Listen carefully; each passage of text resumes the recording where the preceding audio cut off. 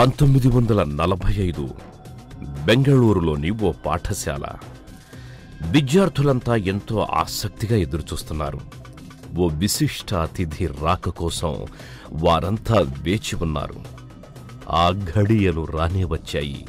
విశ్వవిఖ్యాత శాస్త్రవేత్త, నోబెల్ బహుమతి గ్రహీత సివి రామన్ విద్యార్థుల ముందు ప్రత్యక్షమయ్యారు. సైన్స్ ప్రపంచాన్ని ఆయన పరిచయం చేస్తుంటే వారెంతో ఆసక్తిగా వింటున్నారు. ఆ సమూహంలో ఓ 11 ఏళ్ల బాలుడు మాత్రం రామన్నే తదేక దీక్షతో చూస్తున్నాడు. ఎప్పటికైనా తాను అలాంటి శాస్త్రవేత్త కావాలనే సంకల్పం ఆ క్షణానే ఆ పసి మనసులో మొగ్గతొడిగింది. 1968 అహ్మదాబాద్, సివి రామన్ 80వ జన్మదినోత్సవం. ఆ సందర్భంగా ఇండియన్ అకాడమీ ఆఫ్ సైన్సెస్ వార్షిక సమావేశం. ప్రముఖ శాస్త్రవేత్తలెందరో ప్రసంగించారు. చివరగా ఓ యువ శాస్త్రవేత్తకు అవకాశం దక్కింది. సైన్స్నే ప్రాణంగా భావించే అతను ఉద్వేగభరితంగా మాట్లాడి వేదిక దిగాడు. వెంటనే రామన్ లేచి, "you are a fire of ball, I think you have a great future" అంటూ భుజం తట్టారు. ఆ యువ శాస్త్రవేత్త మరెవరో కాదు, 23 ఏళ్ల కిందట బెంగళూరు పాఠశాలలో సివి రామన్ నుంచి స్ఫూర్తి పొందిన బాలుడే, భారతరత్న సిఎన్ఆర్ రావ్.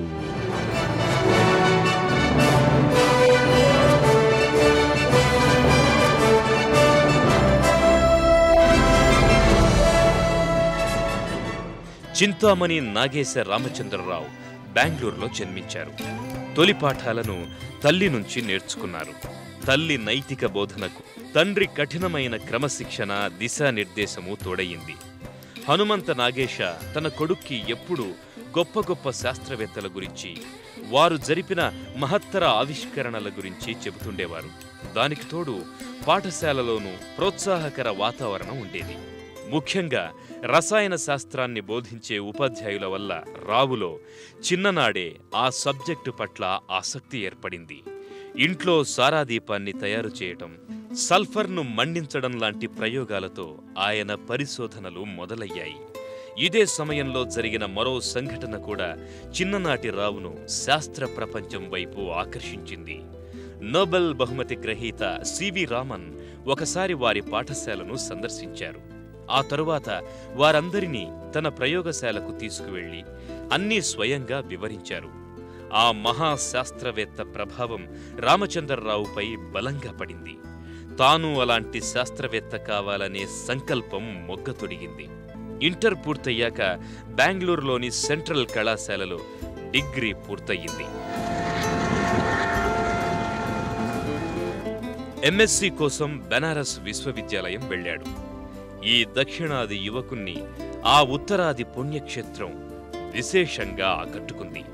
బెనారస్లో ఉన్న కాలంలోనే అమెరికాకు చెందిన ప్రముఖ రసాయన శాస్త్రవేత్త లైనస్ పౌలింగ్ గురించి తెలిసింది. పౌలింగ్ పరిశోధనల్లోనే కాక ప్రపంచవ్యాప్తంగా వివిధ సామాజిక సమస్యలపై జరిగే ఉద్యమాల్లోనూ చురుగ్గా పాల్గొనేవారు. అప్పట్లో ప్రపంచాన్ని వణికించిన అణ్వాయుధాల వ్యాప్తిని ఆయన తీవ్రంగా వ్యతిరేకించారు. పరిశోధన అనే పదం చిన్నప్పుడే నన్నెంతో ఆకట్టుకుంది. వయస్సు పెరిగినట్టే అది నాలో బలపడింది. డిగ్రీ చదువుతున్న సమయంలో ప్రఖ్యాత రసాయన శాస్త్రవేత్త లైనస్ పాలింగ్ రినేచర్ కెమికల్ బాండ్ పైన రాసిన గ్రంథం నన్నెంతో కదిలించింది. అందులోని ఆయన పరిశోధన ఫలితాలు, అణువుల మధ్య సంబంధాలు నన్ను సంభ్రమాశ్చర్యాలకు గురిచేశాయి. అప్పుడు నాకు 17 ఏళ్లు. ఆ వయసులోనే అలాంటిదేదైనా సాధించాలని నిర్ణయించుకున్నాను. పీజీ పూర్తయ్యాక పీహెచ్డీ కోసం 1953లో ఖరగ్పూర్ ఐఐటిలో చేరారు. కానీ తాను ఆశించినట్టుగా పౌలింగ్ నమూనా పరిశోధనలు జరపటం అక్కడ సాధ్యం కాదని గ్రహించి అమెరికా వెళ్లి పర్డ్యూ విశ్వవిద్యాలయంలో చేరారు. అక్కడున్న అత్యాధునిక పరికరాలు, అధ్యాపకుల, తోటి విద్యార్థుల సహకారం రావుకు గొప్ప ప్రోత్సాహాన్నిచ్చాయి. ముఖ్యంగా 24 గంటల రసాయన శాస్త్రవేత్తగా పేరుగాంచిన ప్రొఫెసర్ బ్రౌన్ ప్రభావం ఆయనపై అమితంగా పడింది. ఆయనలాగే తాను జీవిత పర్యంతం పరిశోధనల్లోనే గడపాలని భావించారు. ఆ ఉత్సాహపూరిత పరిస్థితుల మధ్య కేవలం 2 ఏళ్ల 9 నెలల కాలంలో PhD పూర్తి చేశారు. ఇది విశ్వవిద్యాలయంలోనే పెను సంచలనం సృష్టించింది. కారణం, రావు ఎంచుకున్న రసాయన, భౌతిక, గణిత శాస్త్ర అంశాలతో PhD పూర్తి కావడానికి కనీసం 6 నుంచి 7 ఏళ్లు పడుతుంది. కానీ అతి స్వల్ప కాలంలోనే అది పూర్తి చేయటం ఎందరో ప్రఖ్యాత శాస్త్రవేత్తల దృష్టిని ఆకర్షించింది. ఈ సమయంలోనే సాలిడ్ స్టేట్ కెమిస్ట్రీ, క్రిస్టలోగ్రఫీతో రావుకు పరిచయమైంది. ఇవి ఘన పదార్థాలు, ముఖ్యంగా స్ఫటికాల్లో పరమాణువుల నిర్మాణం, అమరిక, ఆకృతి, భౌతిక రసాయన ధర్మాలు మొదలైన అంశాలకు సంబంధించిన శాస్త్రాలు. నిజానికి ఆ రోజుల్లో ప్రత్యేకంగా సాలిడ్ స్టేట్ కెమిస్ట్రీ అనే విభాగమే లేదు. కేవలం భౌతిక శాస్త్రంలోనే అది ఉండేది. రావులో మొదలైన ఆసక్తి ఆ తరువాత రోజుల్లో రసాయన శాస్త్రానికి ఓ నూతన అధ్యాయాన్నే చేర్చింది. రసాయన శాస్త్రం ఓ అద్భుత శాస్త్రం. ఈ శాస్త్రం లేకుండా అసలు ప్రపంచమే లేదు. అంతెందుకు, మానవ శరీరమే రసాయనాల సమ్మేళనం. రసాయన శాస్త్రం పదార్థాలు, అణువులు మొదలగు అంశాలను శోధిస్తుంది. సూక్ష్మ జీవశాస్త్రం సైతం రసాయన శాస్త్రంతో ముడిపడి ఉంది. ఈ విశ్వమే ఓ రసాయన కేంద్రం. రసాయన శాస్త్ర పరిజ్ఞానంతోనే అణువుల మధ్యన సంబంధం, జీవరసాయన అంశాల పట్ల అవగాహన సాధ్యమవుతుంది. PhD తరువాత రావు బర్కిలీలోని కాలిఫోర్నియా విశ్వవిద్యాలయంలో పోస్ట్ డాక్టరల్ వర్క్ చేశారు. ఇక వృత్తి జీవితం ఆరంభించాల్సిన సమయం ఆసన్నమయ్యింది. అమెరికాలో అనేక అవకాశాలు, ఆకర్షణీయమైన జీవితం.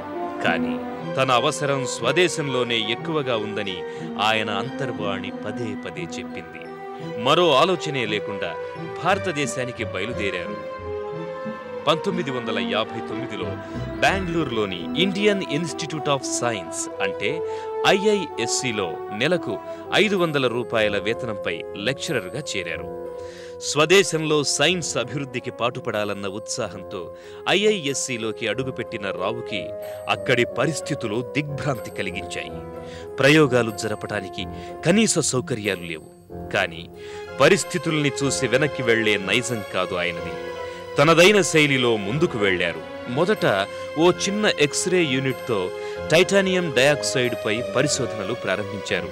తన దగ్గరున్న 6 PhD విద్యార్థులతో కలిసి సెమినార్ వ్యవస్థకు శ్రీకారం చుట్టారు. ఇతరుల నుంచి సూటిపోటి మాటలు ఎదురైన సతీష్ ధావన్, శివరాజ్ రమేషన్, దిలీప్ బెనర్జీల సహకారం ఆయనకు ఎంతో ప్రోత్సాహాన్నిచ్చింది. కానీ బెంగళూరులో ఉంటే తానాశించిన స్థాయిలో పనిచేయటం సాధ్యం కాదని భావించి 1963లో కాన్పూర్లోని IITలో అసోసియేట్ ప్రొఫెసర్గా చేరారు. అక్కడ కూడా పరిశోధనా సౌకర్యాలు అంతంత మాత్రంగానే ఉన్నా సంస్థ డైరెక్టర్ PK ఖేల్కర్ నుంచి మంచి ప్రోత్సాహం లభించింది. రావు తపనను గ్రహించి ఆయనకు పూర్తి స్వేచ్ఛనిచ్చారు ఖేల్కర్. 29 ఏళ్ల వయసులోనే డిపార్ట్మెంట్ హెడ్గా నియమించారు. దీంతో రావు పాఠ్యాంశాలలో, బోధనా పద్ధతుల్లో సమూల మార్పులు తీసుకొచ్చారు. దేశంలోనే తొలిసారిగా మెటీరియల్ సైన్స్లో డిగ్రీ కోర్సును ప్రారంభించారు. ప్రయోగాలకు అమిత ప్రాధాన్యతనిచ్చారు. స్పెక్ట్రోస్కోపీపై అనేక పరిశోధనలు జరిపారు. సున్నితమైన యంత్ర పరికరాలను ఉపయోగించి ఘన పదార్థాల అంతర్నిర్మాణాన్ని తెలుసుకునేందుకు రేయింబవళ్లు శ్రమించారు. ఆయన కృషి ఫలితంగా అంతకుముందు శాస్త్ర ప్రపంచం ఎన్నడూ చూడని అరుదైన లక్షణాలున్న పదార్థాల సృష్టి సాధ్యమైంది. వీటి ద్వారా అనేక పరిశ్రమలు ఈనాటికి ప్రయోజనం పొందుతున్నాయి. ప్రయోగశాలకే పరిమితం కాకుండా అమెరికాలో ఉన్న పూర్వ పరిచయాలు ఉపయోగించుకుంటూ అక్కడి నుంచి ఆధునిక పరికరాలు తెప్పించి IIT కాన్పూర్ను తీర్చిదిద్దారు. 30 ఏళ్ల వయసులోనే CNR రావు ప్రొఫెసరుగా పదోన్నతి పొందారు. అదే సమయంలో ఆయనకు గొప్ప స్ఫూర్తినిచ్చిన సంఘటన ఒకటి జరిగింది.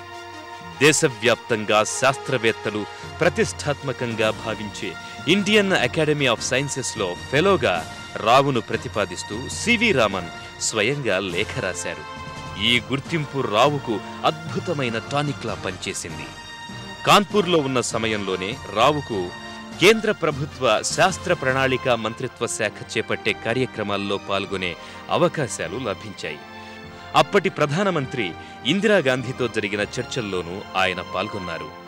శాస్త్ర సాంకేతిక రంగాల్లో తొలి జాతీయ విధానాన్ని రూపొందించడానికి 1971లో ఏర్పాటైన కమిటీలో రావు కూడా సభ్యులయ్యారు. ఎంఎస్ స్వామినాథన్, రాజా రామన్న, రామలింగ స్వామి వంటి ఉద్దండులతో కలిసి జాతీయ స్థాయిలో పనిచేసే అవకాశం లభించింది. వీటన్నింటి వల్ల ఆయన మంచి ఉపన్యాసకుడిగా, వ్యవహారకర్తగా కూడా పరిణతి చెందారు. కాన్పూర్లో ఈ విధంగా రోజులు గడుస్తున్న సమయంలోనే ఐఐఎస్సికి వచ్చేయమంటూ తన సన్నిహిత మిత్రుడు సతీష్ ధావన్ నుంచి ఒత్తిడి పెరిగింది. అప్పుడు ఆ సంస్థకు ఆయన డైరెక్టర్గా ఉన్నారు. 1976లో రావు తిరిగి బెంగళూరు వెళ్లి ఐఐఎస్సిలో చేరారు. సాలిడ్ స్టేట్ స్ట్రక్చరల్ యూనిట్ పేరుతో ఒక కొత్త విభాగాన్ని ప్రారంభించారు. ఇక అప్పటి నుంచి పరిశోధనే ఆయన ప్రపంచమయ్యింది. సూపర్ కండక్టివిటీపై అంతకుముందే ప్రారంభించిన ప్రయోగాలను ఐఎస్ఎస్లోనూ కొనసాగించారు. కరెంటు సరఫరాకు ప్రస్తుతం ఉపయోగిస్తున్న వైర్ల కారణంగా బోలెడంత విద్యుత్తు వృధా అవుతోంది. వాటిలో ఉన్న విద్యుత్ నిరోధకతే దానికి కారణం. సూపర్ కండక్టర్లైతే ఈ సమస్య ఉండదు, కరెంటు కోల్పోవటం అంటూ జరగదు. ఫలితంగా భారీ ఎత్తున ఖర్చు తగ్గటమే కాదు, పర్యావరణానికి ఎంతో మేలు జరుగుతుంది.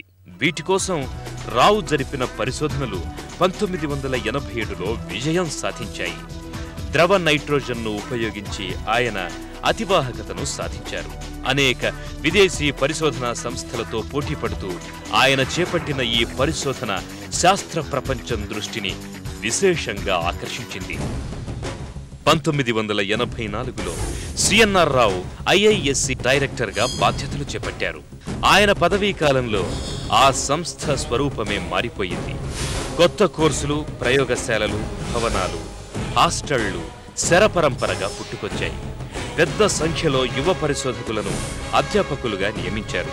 దీంతో ఐఐఎస్సి దేశంలోనే శాస్త్ర సాంకేతిక పరిశోధనలకు దిక్సూచిగా మారింది.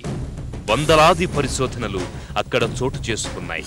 వీటన్నింటికీ కావలసిన నిధుల కోసం రావు పాలక మండలితో సమర్థవంతంగా వ్యవహరించి సమకూర్చుకోగలిగారు.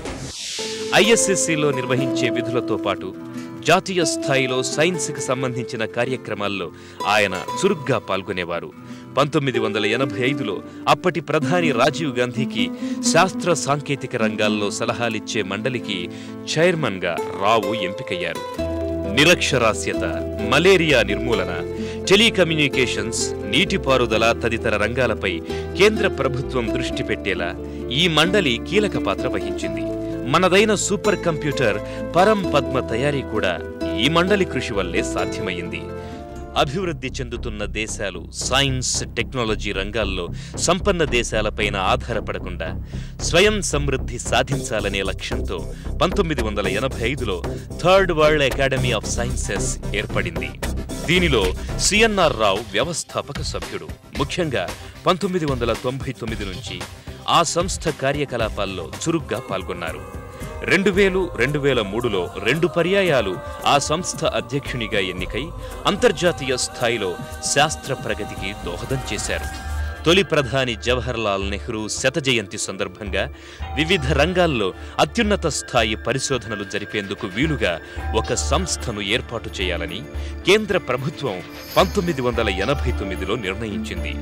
Jawaharlal Nehru centre for advanced scientific research పేరుతో కర్ణాటకలో ఏర్పాటైన ఈ సంస్థకు సిఎన్ఆర్ రావును అధ్యక్షునిగా నియమించింది. ఆ బాధ్యతలను ఆయన 10 ఏళ్ల పాటు నిర్వహించారు.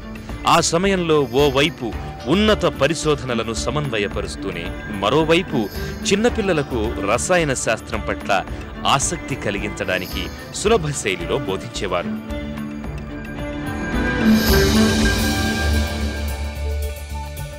వైజ్ఞానిక రంగంలో వచ్చే మార్పుల్ని నిశితంగా అధ్యయనం చేసే సిఎన్ఆర్ రావు దృష్టి 1990లలో నానో టెక్నాలజీపై పడింది.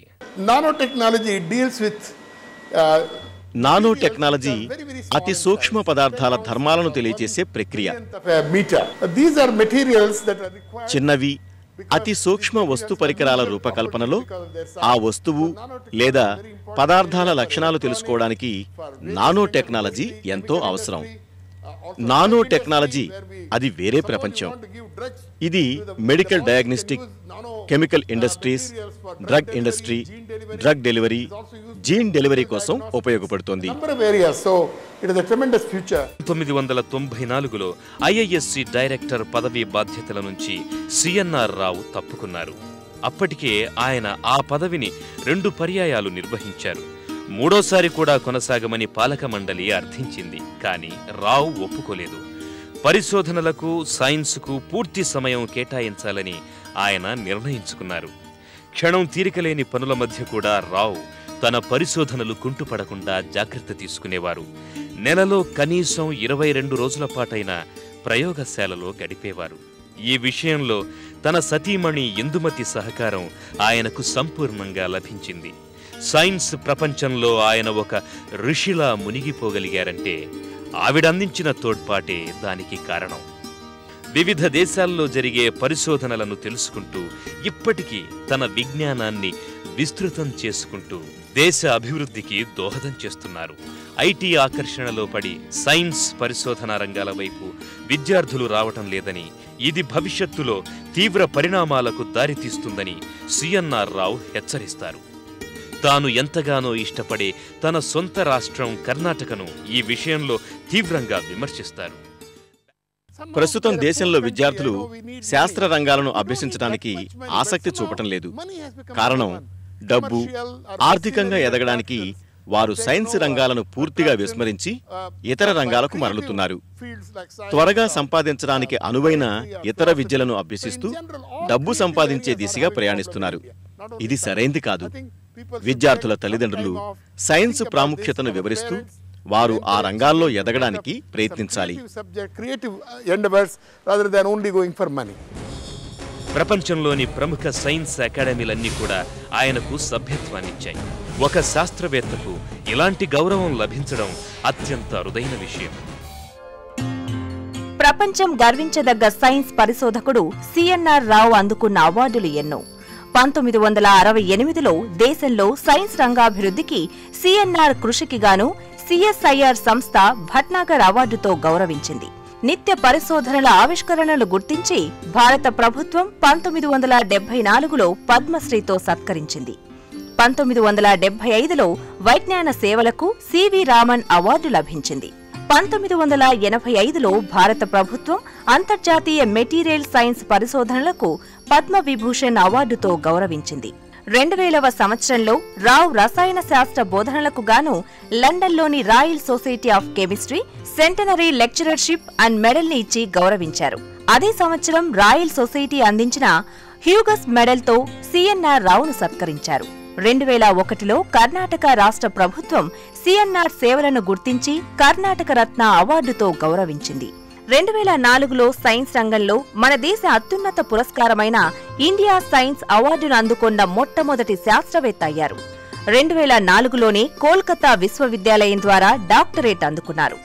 2005లో సిఎన్ఆర్ రావు కెమిస్ట్రీలో చేసిన ప్రత్యేక పరిశోధనలకు గాను ఇజ్రాయెల్ దేశం నోబెల్ బహుమతికి సమానమైన డాన్ డేవిడ్ ప్రైజ్ నిచ్చి కొనియాడింది. అదే ఏడాది ఫ్రాన్స్ దేశపు అత్యున్నత పౌర పురస్కారం knight of the legion of honour ను ప్రెసిడెంట్ ఆఫ్ ఫ్రాన్స్ చేతుల మీదుగా అందుకొని భారత ఖ్యాతిని చాటారు. 2013లో CNR Rao Chinese academy of science లో సభ్యత్వం మరియు ఐఐటి పాట్నా అందించిన డిస్టింగ్విష్డ్ అకాడమీషియన్ సన్మానాలు పొందారు. అంతేకాక ఆయన అనేక డాక్టరేట్లు పొందారు. మన దేశం విషయానికొస్తే శాస్త్ర రంగానికి సంబంధించి అత్యున్నత పురస్కారమైన భారత సైన్స్ అవార్డును తొలిసారిగా సిఎన్ఆర్ రావుకే కేంద్ర ప్రభుత్వం ప్రకటించింది. హైదరాబాద్లో జరిగిన 93వ భారత జాతీయ సైన్స్ కాంగ్రెస్లో ప్రధాని మన్మోహన్ సింగ్ ఈ పురస్కారాన్ని రావుకు ప్రదానం చేశారు. ఎంఎం శర్మ, కస్తూరి రంగన్, రఘునాథ్ మషేల్కర్ వంటి శాస్త్రవేత్తలు సిఎన్ఆర్ రావును గురుతుల్యునిగా భావిస్తున్నారంటే ఆయన స్థానం ఎటువంటిదో అర్థం చేసుకోవచ్చు. నా జీవితంలో గొప్ప తృప్తినిచ్చిన విషయం నా పరిశోధనలే. నేనెప్పుడూ డబ్బుకు గాని వ్యక్తిగత విషయాలకు గాని కలత చెందలేదు. కానీ ఒక్క పరిశోధన కోసమే పరితపించాను. ఈ రసాయన పరిశోధనల్లో నా అంత తృప్తి పొందిన వారు ఎవ్వరూ లేరేమో. ఒక చిన్న ఆలోచన పరిశోధన రంగంలో ఎన్నో మలుపుల్ని తిప్పుతుంది. ఉదాహరణకు, ఒక విత్తనం మొక్కై అది చెట్టై పళ్లను పూలను ఇస్తుంది. అవి తిరిగి అనేక విత్తనాలుగా చెట్లుగా ఏర్పడతాయి. అలాగే ఈ పరిశోధనలు ఎనలేని తృప్తినిస్తాయి.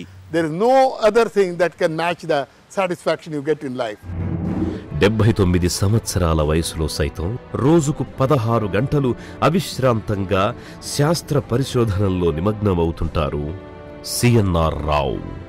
ప్రపంచ శాస్త్రవేత్తలు, మేధావుల పట్టికలో అగ్రస్థానంలో నిలిచి విశ్వరసాయన రంగంలో భారత కీర్తి ప్రతిష్టలను రెపరెపలాడించారు.